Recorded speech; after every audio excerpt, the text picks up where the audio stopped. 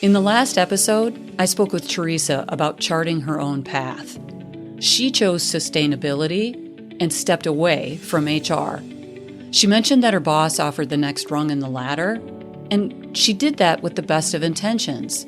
It's just not what Theresa wanted. Let's talk about how that might be able to work for you. Ditching the corporate ladder for a more adventurous, self-defined career path is not for the faint of heart. The corporate ladder, or any traditional path, often gives you clear steps and expectations. But it can also feel rigid, uninspiring, or like you're living someone else's dream. Sometimes you change because you're craving more creativity or freedom. It can also be that you want to make a bigger impact or work on projects that align with your values. Or maybe you're just tired of playing by someone else's rules. Sound familiar? Choosing your own path may allow you to work on things you're passionate about, explore different industries or roles. You might create a more balanced lifestyle and, who knows, maybe even be your own boss. Hi, I'm Becky. Welcome to Short Story Long. In this podcast, we discuss ways you can integrate who you are into how you lead. Today, I am offering strategies for building your skills as a leader. Let's break down what it takes to design your own future and pursue it. If you're ready to step off the beaten path, you may need to start by defining what the experience would actually mean to you. You may not have all the answers yet, but you can ask yourself, what does success look like for me? What skills or strengths do I want to use? What experiences am I craving that I'm not getting now? Once you've got a clear vision, you can map out the steps to get there, even if that map is a little messy. Mine was plenty messy, since I had a straw man when I took the leap instead of a true business plan. In fairness, I had not only chosen a direction, I was also leaving where I was. This may be a do what I say and not what I did moment. I encourage you to think about what exactly is prompting you to look in a different direction. Moving based on fear of what is usually not as successful as building for what you want. That said, when you choose your own path, you're signing up for uncertainty. Things won't go as planned, and that's okay. The trick is to embrace experimentation, try different things, learn as you go, and adjust when necessary. For me, I knew I wanted to do coaching. Because I was burned out on HR things, I specifically decided I didn't want to do HR consulting. Over time, I wasn't as resistant to talking about HR topics, though I never did go back to advising or consulting. Still, those skills were transferable. How people lead, how people think, how they work with one another, all of those things and experiences that I had while I was an HR person, they absolutely inform my coaching questions when I'm working with clients today. Theresa talked about that too. In Theresa's experience, she was looking back at a risk that she had taken in her career that worked out in a positive way. It gave her the belief and the confidence that if she could do it once, she could do it a second time. So some of them are knowledge skills and some of them are experience skills. Thinking about that new path might incorporate both kinds. One thing you will want to have absolutely solid is your support team. The trick is to make sure they check you when you go too far, while also supporting you when you feel low and experience doubts. Going off the beaten path can feel lonely at times. Surround yourself with people who get it.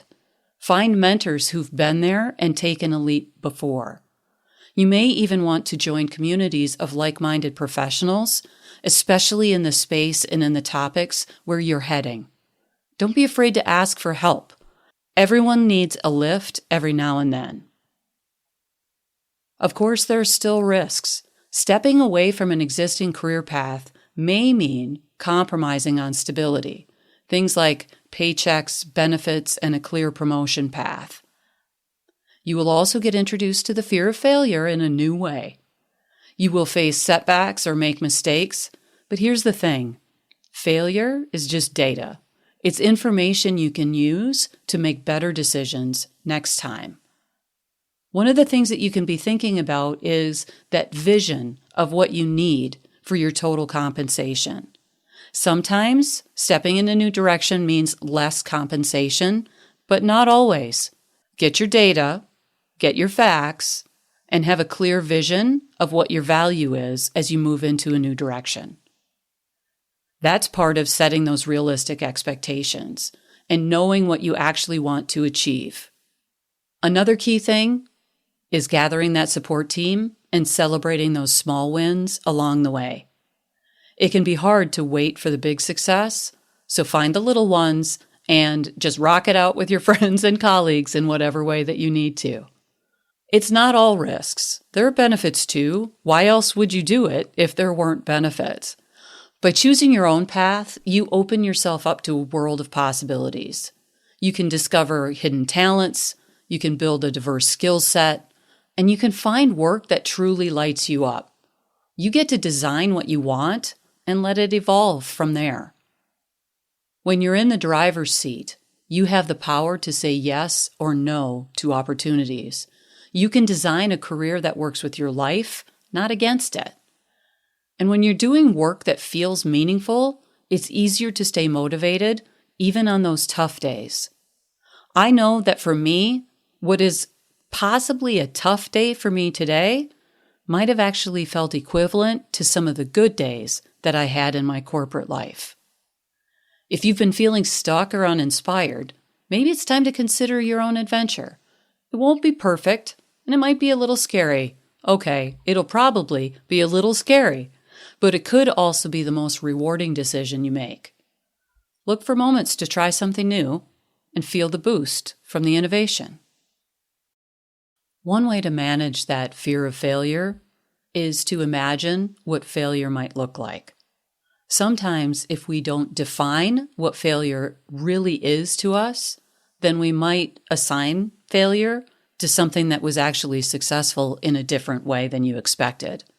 So for example, you go off, you find the opportunity, you get the role, you get into it and you go, this isn't so awesome.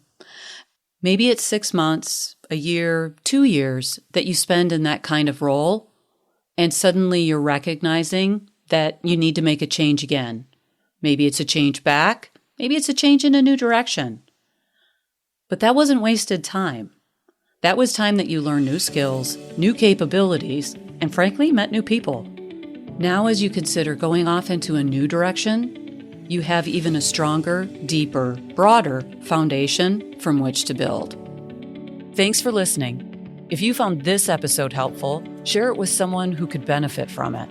Until next time, I'm Becky Fraser, reminding you to integrate who you are with how you lead.